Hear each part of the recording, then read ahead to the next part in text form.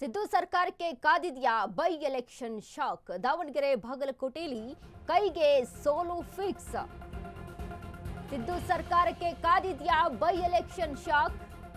ದಾವಣಗೆರೆ ಬಾಗಲಕೋಟೆಯಲ್ಲಿ ಕೈಗೆ ಸೋಲು ಫಿಕ್ಸ್. ಎರಡು ಉಪಸಮರದಲ್ಲಿಯೂ ಬಿಜೆಪಿಯದ್ದೇ ಗೆಲುವು. ಇಡೀ ಸರ್ಕಾರ ಹೋಗಿ ಕುಳಿತರು ನಮ್ದೇ ಗೆಲುವು. ಖುದ್ದು ಸಿಎಂ ಡಿಸಿಎಂ ಬಂದು ಕುಳಿತರು ಆಗಲ್ಲ ಪ್ರಯೋಜನ. ಎಷ್ಟೇ ಅಧಿಕಾರ ಹಣದ ದುರ್ಬಳಕೆ ಮಾಡಿಕೊಂಡ್ರು ಸರಿಯೇ. ಬಿಜೆಪಿ ಗೆಲುವನ್ನ ಕಾಂಗ್ರೆಸ್ಗೆ ತಡೆಯೋಕೆ ಆಗೋದೇ ಇಲ್ಲ. ಸಿಎಂ ಹಾಗೂ ಡಿಸಿಎಂಗೆ ವಿಜೇಂದ್ರ ನೇರ ಸವಾಲನ್ನ ಹಾಕಿದ್ದಾರೆ.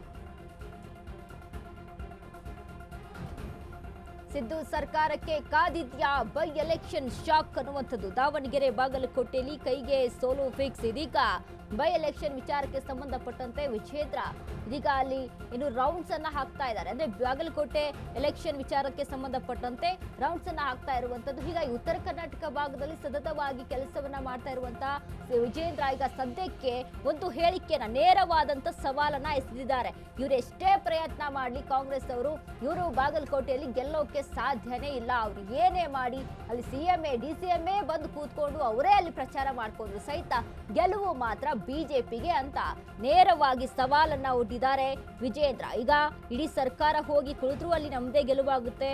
ಎಷ್ಟೇ ಅಧಿಕಾರ ಹಣದ ದುರ್ಬಳಕೆ ಮಾಡಿಕೊಂಡ್ರು ಸರಿಯೇ, ನೋ ಯೂಸ್ ಅನ್ನುವಂತಹ ಮಾತನ್ನ ಆಡಿದ್ದಾರೆ ವಿಜೇಂದ್ರ.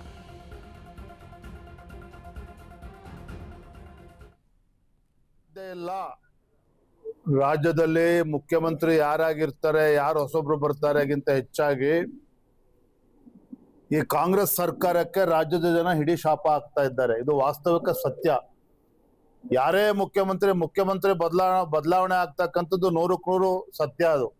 ಅದನ್ನ ಯಾರು ಅಲ್ಲಗಳೆಯೋದಕ್ಕೆ ಸಾಧ್ಯ ಇಲ್ಲ. ಆದ್ರೆ ಯಾರೇ ಮುಖ್ಯಮಂತ್ರಿ ಆದ್ರೂ ಸಹ ಈ ರಾಜ್ಯದಲ್ಲಿ ಅಭಿವೃದ್ಧಿ ಕಾಣೋದಕ್ಕೆ ಸಾಧ್ಯ ಇಲ್ಲ. ಯಾಕೆ ಸಾಧ್ಯ ಇಲ್ಲ ಅಂತ ಹೇಳಿದ್ರೆ ಇವತ್ತು ಆರ್ಥಿಕ ಪರಿಸ್ಥಿತಿ ಇವತ್ತು ಅಧೋಗತಿಗೆ ಹೋಗ್ತಾ ಇದೆ. ಕಾಂಗ್ರೆಸ್ ಪಕ್ಷದ ಈ ಸರ್ಕಾರದ ಅವಿವೇಕತನದಿಂದ ಹಣಕಾಸಿನ ಪರಿಸ್ಥಿತಿ ಇವತ್ತು ದುಸ್ಥಿತಿಗೆ ಬಂದು ತಲುಪಿದೆ.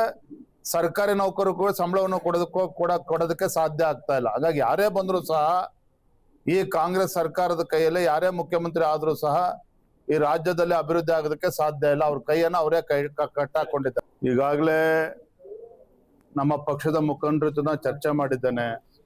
ದಾವಣಗೆರೆ ದಕ್ಷಿಣ ಇರ್ಬೋದು, ಬಾಗಲಕೋಟೆ 2 ಕ್ಷೇತ್ರಗಳನ್ನ ಗೆಲ್ಲೋ ನಿಟ್ಟಿನಲ್ಲಿ ಯಾವ ರೀತಿ ನಾವು ಕಾರ್ಯಪ್ರವೃತ್ತರಾಗಬೇಕಾಗ್ತದೆ ಅದ್ರ ಬಗ್ಗೆ ಚಾಲನೆ ಈಗಾಗಲೇ ಕೊಟ್ಟಿದ್ದೇವೆ. ಒಂದು ಸಂಘಟಿತ ಹೋರಾಟದೊಂದಿಗೆ ಭಾರತೀಯ ಜನತಾ ಪಾರ್ಟಿ 2 ಕ್ಷೇತ್ರ ಗೆಲ್ತಿದೆ. ನಾನ್ ಸವಾಲಾಗ್ತೇನೆ ತಮ್ಮ ಮುಖೇನ, ರಾಜ್ಯದ ಮುಖ್ಯಮಂತ್ರಿಗಳು ಉಪಮುಖ್ಯಮಂತ್ರಿಗಳು ಇಬ್ಬರು ಬಂದು ಬಾಗಲಕೋಟೆನಲ್ಲಿ ಕೂತರು ಸಹ ಎಷ್ಟೇ ಅಧಿಕಾರ ದುರುಪಯೋಗ ಮಾಡಿಕೊಂಡ್ರು, ಎಷ್ಟೇ ಹಣದ ಬಳಕೆ ಮಾಡಿಕೊಂಡ್ರು ಕೂಡ ಭಾರತೀಯ ಜನತಾ ಪಾರ್ಟಿಯ ಗೆಲುವನ್ನ ತಪ್ಪಿಸೋದಕ್ಕೆ ಸಾಧ್ಯ ಇಲ್ಲ. ನಾನು ಇವತ್ತು ಸವಾಲಾಗ್ತಾ ಇದ್ದೀನಿ ಮಾನ್ಯ ಮುಖ್ಯಮಂತ್ರಿ ಉಪಮುಖ್ಯಮಂತ್ರಿಗಳು. ರಾಜ್ಯದಲ್ಲಿ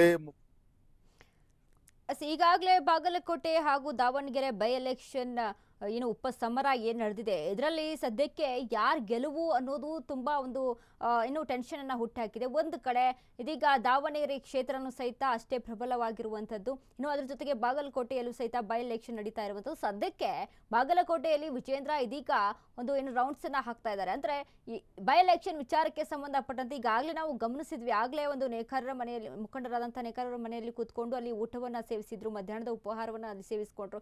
ಅದಾದ ಬಳಿಕ ಒಂದು ರೀತಿಯಾಗಿ ಏನು ತಮ್ಮ ಸಿಂಪ್ಲಿಸಿಟಿಯನ್ನ ತೋರಿಸುವಂತದ್ದಾಗಿರ್ಬೋದು, ಇನ್ನು ಜನಗಳ ಜೊತೆ ಮಾತನಾಡುವಂತ ರೀತಿಗಳಾಗಿರ್ಬೋದು, ಇದೆಲ್ಲವನ್ನ ಕೂಡ ಮುಂದಿಟ್ಕೊಂಡು ಇದೀಗ ಬಾಗಲಕೋಟೆ ಹಾಗೂ ದಾವಣಗೆರೆಯಲ್ಲಿ ಗೆಲ್ಲೋದು ಬಿಜೆಪಿನೇ ಅಂತ ನೇರವಾದಂತ ಸವಾಲು.